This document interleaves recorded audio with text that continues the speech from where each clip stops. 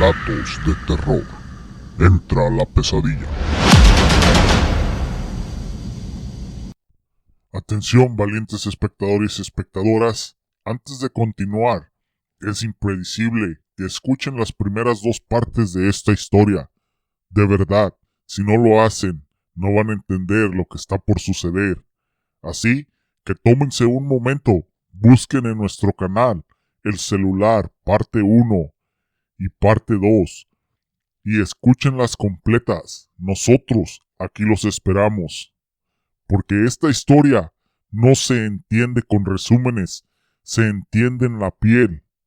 En esta nueva expansión, desde la mente de Edgar Aguilar, Relatos de Terror, lleva más allá la historia de Elías Ramiel, explorando el despertar de una maldición que ya no solo afecta a quien contesta, sino a cualquiera que escuche. El celular se ha convertido en una puerta al horror, una grieta entre lo humano y lo imposible, y esta vez ni siquiera pagarlo te salvará. ¿Están listos para lo que viene? Porque Elías Ramiel ya no es solo una historia, él está más cerca que nunca. En esta parte 3A, el celular, y lo que estás por escuchar, puede que ya te esté buscando. El origen, parte 3A, una historia exclusiva para Relatos de Terror. Me llamaban Elías Ramiel, aunque los que realmente me conocieron ya no respiran. Nunca fui un hombre ordinario. Desde pequeño, el mundo se presentó como una estructura fallida. Las emociones de otros me parecían traducciones mal hechas de algo que yo sí entendía con nitidez. El dolor como origen y como destino. Mi mente era un laberinto, y en cada esquina convivían la lógica y el horror, bailando como amantes que sabían que terminarían matándose. No era una figura poética, era literal. Cerraba los ojos y los veía. Ella, la piel pálida, con párpados cosidos, girando lentamente al ritmo de un vals sin música. El de rostro tapado, con la mano hecha cuchillas que dejaban huellas en mi memoria cada vez que tocaban mi pensamiento. Ambos bailaban en mi mente cada noche. Llegué a la secta de los héroes de la noche por invitación. Elena me llevó. Ella dijo que me veía, no en el sentido banal, sino de verdad. Dijo que cuando hablaba conmigo escuchaba voces que no eran suyas y que su sombra temblaba cada vez que yo sonreía. Yo sonreía mucho con ella. En menos de un año ya recitaba los idiomas prohibidos como quien canta una canción de cuna. Y es que lo prohibido no me parecía ajeno, sonaba como volver a casa. Los rituales, las invocaciones, los sellos, todo me obedecía. Todo se abría para mí. Incluso los textos ilegibles comenzaban a mostrarme sus formas verdaderas. No las palabras, sino lo que había detrás de las palabras. Los maestros me miraban con algo más que respeto. Me rendían culto, me vigilaban, con esa tensión del que sabe que está alimentando a un león hambriento, esperando que un día lo confunda con carne. Algunos me veían como el futuro, otros como una amenaza, y no los contradije. Ambas cosas eran ciertas, pero en mi interior no buscaba el poder por sí mismo, no aspiraba al trono que otros imaginaban. Yo solo quería equilibrio, porque a pesar de todo, amaba intensamente a Nadia, mi esposa, a sus silencios que no me juzgaban, a su manera de tocar mi rostro, como si no temiera lo que escondía, a sus manos que me hacían sentir humano, aunque solo por segundos, y amaba a mis hijos gemelos. Con ellos era otro hombre, uno al que a veces miraban con sorpresa en el reflejo de la ventana cuando los abrazaba. Con ellos mi oscuridad dormía. No desaparecía, nunca desaparecía, pero se quedaba ahí, en un rincón, sentada, paciente, como un perro que sabe que el amo volverá a necesitarlo. Yo era el monstruo fuera de casa y el padre protector dentro. A veces los observaba dormir. Me sentaba al borde de sus camas sin que me vieran y me preguntaba cuánto tiempo podría seguir fingiendo que era posible mantener los dos mundos separados. Porque en mí habitaban dos seres y uno de ellos ya comenzaba a arañar desde adentro. El mundo que servía no perdona la luz, ni siquiera una tan tenue como la mía, y yo cometí el peor de los pecados, creer que podía tenerlo todo, creer que podía arrodillarme ante el abismo por la mañana y regresar por la noche con los bolsillos llenos de ternura, creer que el mal me respetaría por saber contenerlo, creer que nadie no lo sentiría, que mis hijos no lo observarían mientras dormían. Pero el mal no es paciente, el mal no comparte, y yo ya no era solo yo. Ese día todo cambió por culpa de una llamada, pero no fue cualquier llamada, fue un eco disfrazado de destino, una trampa tan delicadamente construida que hasta el silencio que la presidió parecía ensayado. Un celular apareció en mi buzón. No tenía marcas, ni siquiera polvo. Era como si alguien lo hubiese colocado justo cuando parpadeé. Una de esas pequeñas desapariciones de conciencia que uno justifica con cansancio, pero que en realidad son portales. Al encenderlo, solo había una notificación, un solo mensaje. Las letras aparecieron lentamente, como si alguien estuviera escribiendo desde otro plano, con cada palabra sangrando al aparecer. Es hora, la iniciación de tu linaje comienza al anochecer. Coordina con este número. No había firma ni saludo, solo la certeza absoluta de que quien lo había enviado conocía cada rincón de mi alma. Leí el mensaje sin pestañear. No necesitaba hacerlo 2 veces. Ya lo conocía. Lo había soñado. Durante meses lo sentí formarse detrás de mis ojos, como un recuerdo que aún no había vivido. Y sentí orgullo, no emoción, no expectativa, orgullo. De ese que no nace en el pecho, sino en lo más hondo del estómago. Ese que arde como metal rojo y quema todo lo demás. Por fin, según las escrituras antiguas, cuando un miembro alcanza la maestría, su linaje debe ser bendecido, no como premio, sino como garantía, para que el abismo herede fidelidad. Mis hijos, mis pequeños gemelos, ellos serían tocados por la llama que no apaga. No morirían, no vivirían, serían otra cosa. Nadia, mi faro, sería consagrada a los antiguos. Ya no me miraría con ternura, sino con la sabiduría de quienes han renunciado a sí mismos. Ya no me tocaría con amor, sino con propósito. Seríamos eternos, seríamos legión. En medio de todo eso, no dudé, ni por un segundo. Apreté el teclado con la mano firme y escribí 2 palabras que parecieron dignas de mi legado. Estoy listo. Las envié como quien lanza una promesa al cielo, como cuando pisa tierra sagrada, creyendo que ya cada paso es bendición. Pero algo se quebró en cuanto lo hice.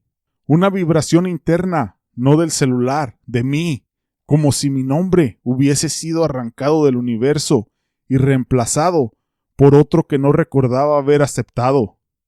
Por primera vez en años no sentí control, solo vacío.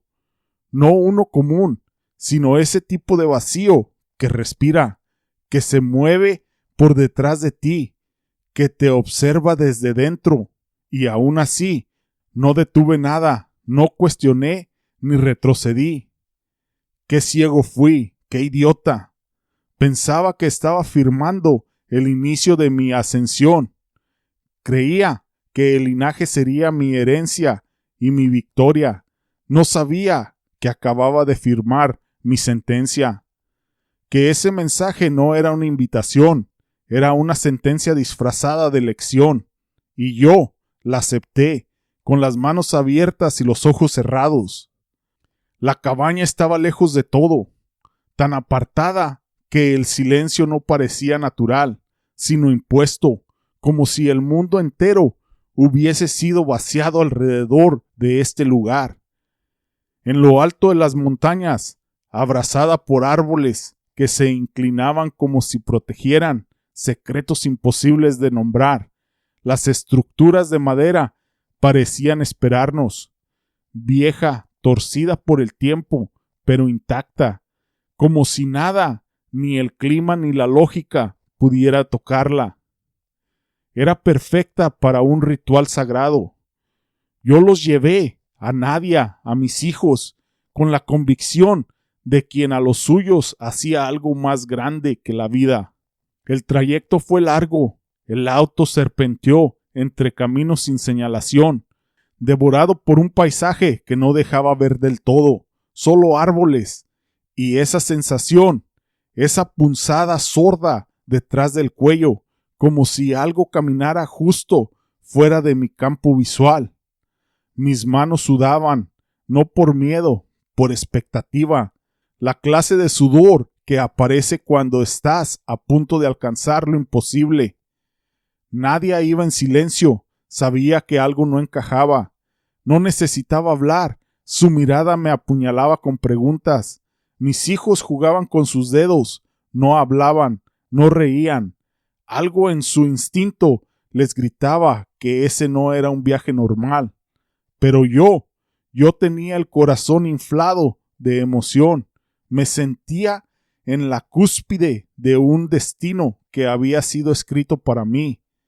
Me repetía que todo tenía sentido, que los sacrificios eran necesarios, que la eternidad no se alcanza sin una fractura inicial. La secta ya nos esperaba, túnicas negras, círculos marcados con ceniza, antorchas altas, chisporroteando como si cada llama llevara un nombre. Los cánticos comenzaron al vernos, rítmicos, ancianos, sin idioma conocido, pero cargados de intención. Ese ambiente me tranquilizaba, era como regresar a casa después de haber estado demasiado tiempo fingiendo entre humanos. Lo reconocí todo, los rostros, los símbolos, los suspiros contenidos de los discípulos al verme llegar. Mis hijos se acercaron a mí, inquietos, me agarraron con fuerza, como si supieran que algo los observaba desde debajo de la tierra. Nadia no dijo nada, pero su mandíbula estaba rígida. Ella no necesitaba palabras para acusarme. Todo está bien, les dije con una voz firme pero sin mirarlos. Es un ritual de poder. Mentí, no porque quisiera, sino porque no sabía la verdad. Aún me creía el elegido, aún pensaba que el sacrificio no vendría de mi sangre, sino que sería mi linaje el que reinaría. Caminé hacia el altar, lento, ceremonial, hasta que el aire cambió. Fue súbito, el suelo pareció temblar, no por un movimiento físico, sino por una ruptura. Algo invisible desgarró justo debajo de nuestra realidad. Entonces comenzaron los gritos. Primero un alarido seco de Nadia al ser sujetada. Su voz era rabia, espanto, traición. Mis hijos lloraban, no como llanto común, sino como un sonido que quebraba la mente, un sonido que decía, papá no nos salvó. Y yo fui derribado. No entendí cómo una fuerza antigua, invisible y brutal me arrastró al suelo. Cuerdas rituales se anudaron solas en mis extremidades. Se sintieron como dedos, demasiados dedos, Sellos de sangre comenzaron a arder en mi piel, activados como si siempre hubieran estado ahí, dormidos, esperando. Intenté gritar, pero mi voz no salía, no por falta de fuerza, sino porque no me pertenecía en ese instante.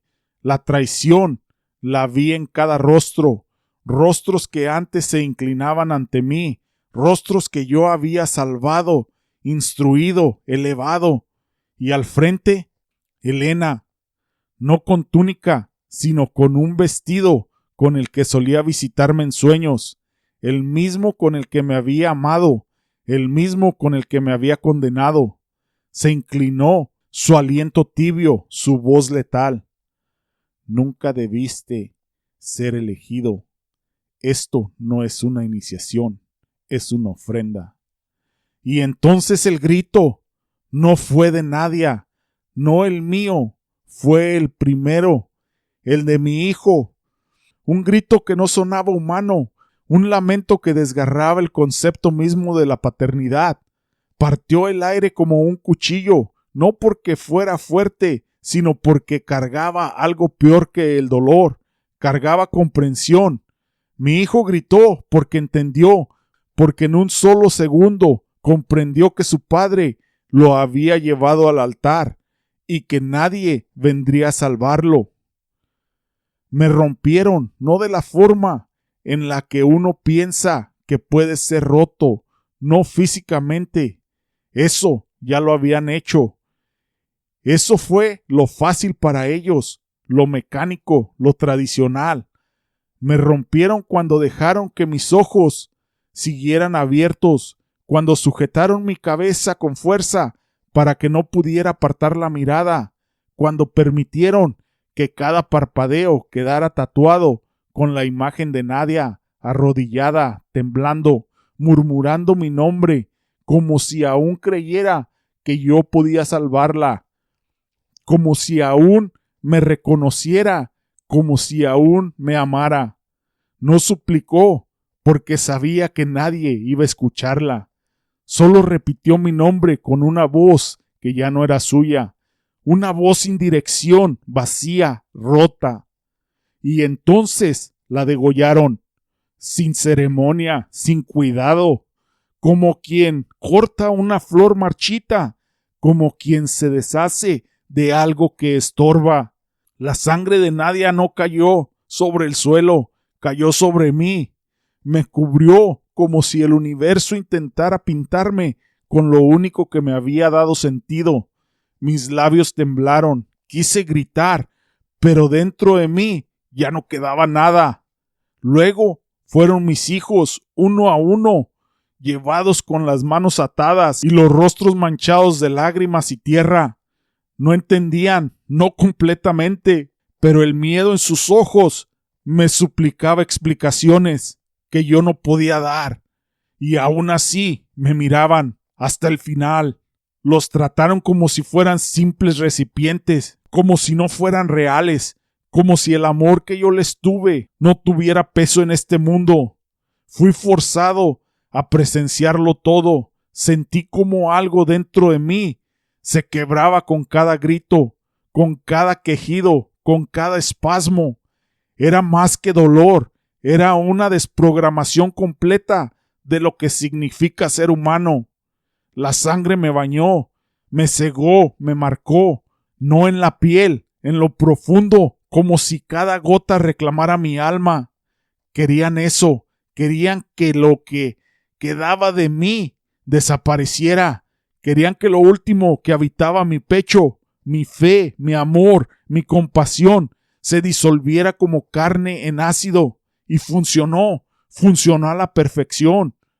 Pero en ese dolor absoluto, en esa pérdida sin retorno, algo más se abrió dentro de mí. No fue un pensamiento ni un recuerdo, fue un instinto. Una verdad que dormía agazapada en lo más profundo de mi conciencia, como un animal esperando el momento exacto para despertar. Recordé un ritual, no uno de los libros oficiales, no uno que susurra en las reuniones de la secta, uno que encontré por accidente, uno que leí en un idioma que parecía devorarme mientras lo aprendía, un ritual prohibido, uno que solo por conocerlo merecía la muerte, uno que prometía retorno, no resurrección, no redención, retorno, con otro rostro, con otro propósito. Mi cuerpo estaba roto, mis dientes colgaban sueltos, pero arrastré mi lengua hasta los restos de mi boca y comencé a recitar, no palabras, ruidos que hacían temblar el suelo bajo mis huesos. Cada sílaba parecía arrancarme la conciencia, pero yo me aferré a ella con furia. Con lo poco que quedaba de mis dedos, dibujé el símbolo. No necesitaba verlo, lo conocía como se conoce una cicatriz. Estaba impreso en mí desde antes de nacer. La tierra tembló, no por afuera, por dentro, por debajo de mí, como si el mundo se diera cuenta de que algo que nunca debió ser despertado se estaba incorporando. Y entonces la grieta, no una abertura común, una ruptura, como si la realidad se desgarrara desde su médula, como si el universo respirara y exhalara algo prohibido. Y desde el otro lado, una voz no llegó por el oído ni por la mente, surgió directamente dentro de mí, una pregunta sin tono ni acento. ¿Ofreces todo? No tenía voz, mis labios eran escombros, pero mi alma sí respondió, con un rugido que no era humano, con un deseo que ya no tenía nombre. Sí, dámelos, uno por uno, que sufran como sufrí yo, que el objeto que usaron para traicionarme sea mi espada. El último aliento que solté no fue de dolor, no fue humano, fue una risa, una que brotó desde el fondo de algo que ya no era un cuerpo, una risa que celebraba no venganza, sino transformación. Una nueva entidad había nacido y no tenía piedad. Semanas después, un joven ladrón encontró el celular. Tenía la mirada de quien ya no espera nada del mundo, el tipo de ojos vacíos que ven objetos, no consecuencias. Para él era solo otro aparato olvidado, abandonado en medio del camino, como si su dueño le hubiese tirado en un impulso de ira o miedo. No le importó, lo tomó con rapidez, con la misma avidez que se tiene al arrancar una fruta prohibida. No sabía lo que sostenía, no comprendía que no era un objeto, que no estaba solo, que el teléfono no pertenecía a este plano desde hacía hace tiempo. Lo encendió el mismo instante, ni siquiera esperó llegar a su escondite. Tenía esa necesidad adictiva de invadir la intimidad de otros, de espiar, de dominar desde el anonimato. La pantalla cobró vida y entonces algo lo observó desde el otro lado. No una cámara, no un software, sino algo que había estado esperando con paciencia inhumana. El teléfono vibró una vez, luego otra. No había notificaciones visibles, pero entonces una línea de texto se formó sin que él tocara nada. Gracias por contestar. El infierno suena mejor cuando tú gritas primero. No tuvo tiempo de reaccionar, no gritó, no escapó. Solo cayó de rodillas, como si sus huesos hubieran sido vaciados, como si su peso ya no le perteneciera, como si el alma hubiese decidido irse antes que el cuerpo. Quedó ahí, en esa posición absurda y frágil, frente al objeto que jamás debió tocar. Minutos después, el silencio volvió al bosque, como si nada hubiera ocurrido, como si la tierra hubiese decidido tragarse la escena por vergüenza. No encontraron su cuerpo, ni rastros de lucha, solo un ojo abierto, mirando hacia un punto, con la pupila aún dilatada, por algo que ningún ser humano debería ver, y el celular limpio, impecable, sin sangre, sin huellas, como si acabara de salir de una caja, como si no hubiera devorado ya más de una vida, esperando al siguiente. Continuará parte 3B, donde descubrirán cómo llegué a la vida de Elena nuevamente y del oficial Vargas, y cómo el asesino que fui se convirtió en entidad. Gracias por acompañarnos hasta el final del relato, valientes espectadores. Si disfrutaron este relato, no olviden compartirlo, darle me gusta y suscribirse al canal. Deja una reseña de 5 estrellas para ayudarnos a llegar a más amantes del misterio y el terror. Su apoyo es el alma de este proyecto y juntos seguiremos explorando los rincones más oscuros y fascinantes del misterio. Entra a la pesadilla con relatos de terror y que la oscuridad nos consuma. Hasta la próxima. Familia, quiero tomar un momento para agradecerles por sintonizarnos y por ser parte del crecimiento de nuestro canal. Su apoyo es lo que da vida a relatos de terror. Además, quiero enviar un saludo especial a estos valientes espectadores que forman parte de nuestra comunidad. Jesús Ruiz García, Aarón T. Metatrón, Martín Castañeda, Luis Miguel García, Lisbeth Alejandrina Aguilar Estrada, Maitreya Ortiz Orellana. Sigamos explorando juntos los rincones más oscuros y fascinantes de la imaginación.